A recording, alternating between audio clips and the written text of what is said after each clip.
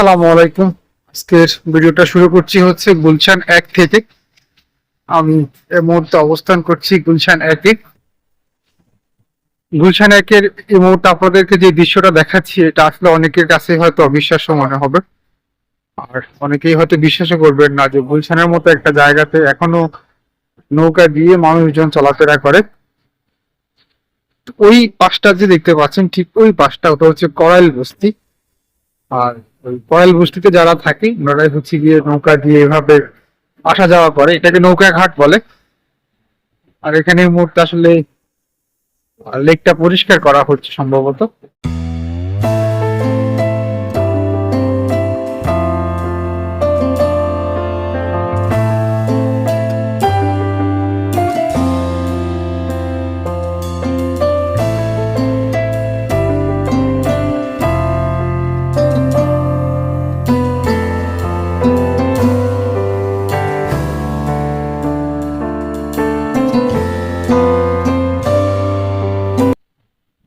আমি ইনশাআল্লাহ চেষ্টা করবো হচ্ছে ভেরি সুন করাইল বস্তিতে গিয়ে করাইল বস্তির বিভিন্ন বিষয় আপনাদের ঘুরে দেখানোর জন্য।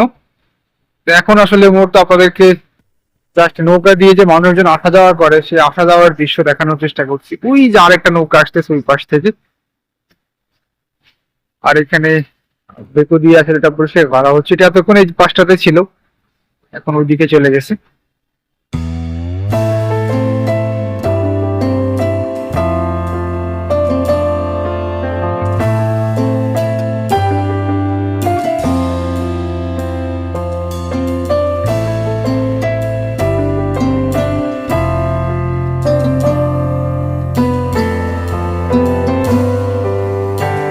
আচ্ছা, করাল বস্তিতে যারা, আপনার বাসা কোথায়? এখানে আপনার বাসা কোথায়? করাইলে? হ্যাঁ, পড়াই নেই।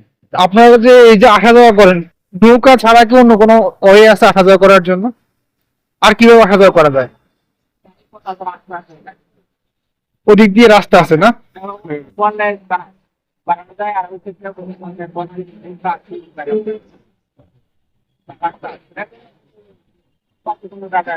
আসলে ওনার সাথে কথা বলে যেটা জানতে পারলাম যে করাইল বস্তিতে আসা যাওয়া করার জন্য ওই পাশ দিয়ে হচ্ছে কি রাস্তা আছে, ওনারা রাস্তা দিয়েও আসা যাওয়া করে।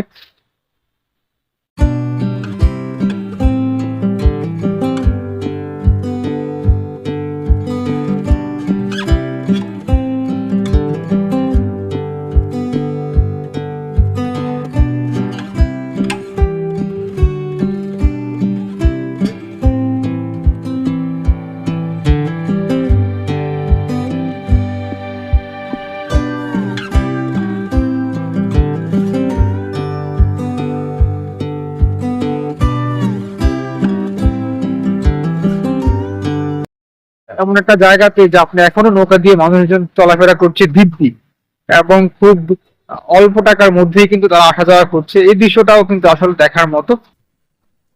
তো আমি এখনো আসলে গুলশান নৌকা ঘাটে দাঁড়িয়ে আছি আর আপনাদেরকে নৌকা ঘাটের দৃশ্যগুলো দেখানোর চেষ্টা করছি। আর উনি আসলে ড্রেন আর লেকটা পরিষ্কার করছে এর মধ্যে।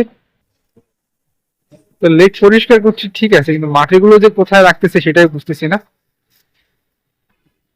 এই ধরনের মেশিন আসলে আমি প্রথমবার দেখলাম, এই ধরনের মেশিন আসলে আমি আর দেখিনি।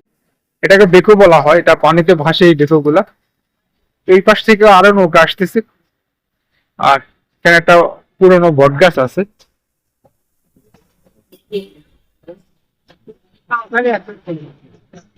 এই পাশটাতে আরো একটা চায়ের দোকান ছিল, এটা এখন বন্ধ। আমি বেশিরভাগ সময় হচ্ছে কি এই দোকানটা থেকেই চা খাই। তো দোকানটা আসলে এই মুহূর্তে বন্ধ। এটা হচ্ছে গুলশানে যাওয়ার রাস্তা, বিশেষ করে হচ্ছে কি তিতুমির কলেজের সামনে দিয়ে গাড়িগুলো আসা যাওয়া করে। তো এটাই হচ্ছে আপনার নোয়াখালী আমতলী থেকে গুলশানে আসা যাওয়া করার জন্য রাস্তা হচ্ছে এটা, এই রাস্তা দিয়ে আসা যাওয়া করতে হয়। আর এখান থেকে খুব সামনেই হচ্ছে গিয়ে গুলশান 1। আরো একটা নৌকা আসতেছে এই মুহূর্তে। আর নৌকা ঘাটে আসলে সবাই এখন আসলে যাওয়ার জন্য নৌকা নেই, তার জন্য সবাই দাঁড়িয়ে আছে।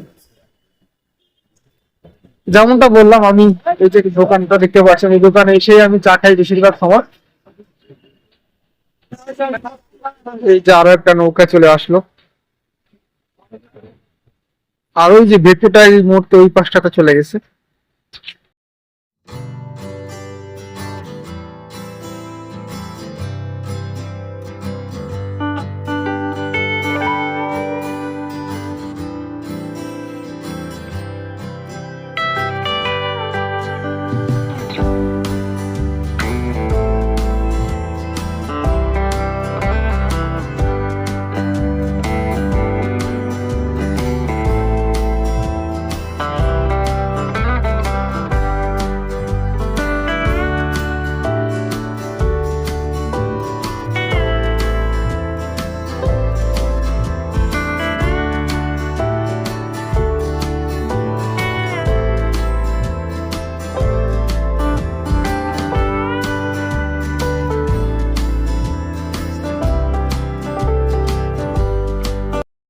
আজকে শুধুমাত্র করাল বস্তির আশপাশের দৃশ্যগুলো আপনাদেরকে দেখানোর চেষ্টা করছি, বিশেষ করে নৌকা দিয়ে আসা যাওয়া করার দৃশ্য।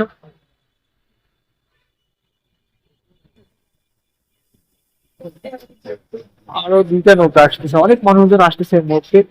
আচ্ছা, ব্রেকওয়েটা কোন দিকে গেল? সাইডে গেল কাজ করতে। ও, এটা কি এটা পরিষ্কার করতেছে? এটা ছোট করবে লেক আটকে গর্ত ফুটা আছে, লেকটা না পাবো।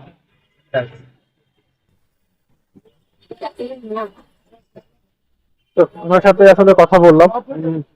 আচ্ছা, তিনি বলতেছিল আর কি যে এটা হচ্ছে কি সিটি কর্পোরেশনের থেকে লেকটা যাতে না ধরে যায়, এই জন্য হচ্ছে কি এটাকে পরিষ্কার করা হচ্ছে বেকোটা দিয়ে।